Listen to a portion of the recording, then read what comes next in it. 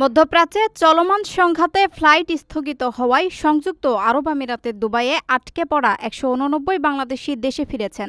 বৃহস্পতিবার সকালে ইউএস বাংলা এয়ারলাইন্সের একটি বিশেষ ফ্লাইট তাদের নিয়ে ঢাকার হজরত শাহজালাল আন্তর্জাতিক বিমানবন্দরে অবতরণ করে। দুবাইয়ের আটকে পড়া বাংলাদেশিদের দেশে ফিরিয়ে আনতে বুধবার প্রথম ফ্লাইটটি ঢাকা থেকে সন্ধ্যা ৭টা ২০ মিনিটে উড্ডয়ন করে। পরে ফ্লাইটটি দুবাই থেকে স্থানীয় সময় রাতে ঢাকার উদ্দেশ্যে রওনা হয়ে বৃহস্পতিবার সকালে ঢাকায় অবতরণ করে। অপর ফ্লাইটটি হজরত শাহজালাল আন্তর্জাতিক বিমানবন্দর থেকে বৃহস্পতিবার বিকেল ৫টা ১৫ মিনিটে দুবাইয়ের উদ্দেশ্যে রওনা হচ্ছে।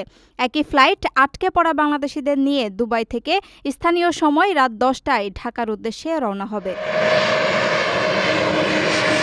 জানা গেছে ৪৩৬ আসনের এয়ারবাস A330-300 উড়োজাহাজের মাধ্যমে বিশেষ করে দুটি ফ্লাইট পরিচালিত হচ্ছে।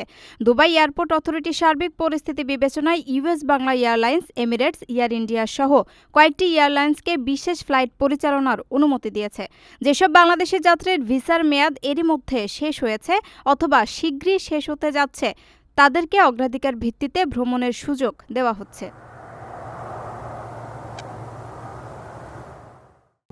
প্রবাসীদের জন্য নির্মাণ হচ্ছে দেশের প্রথম স্মার্ট সিটি, যেখানে থাকছে স্কুল, মসজিদ, হাসপাতাল, সুইমিং পুল, হেলিপ্যাড, পাঠাগার, জিম, সুপারমার্কেট, শিশু পার্ক সহ সকল নাগরিক সুবিধা।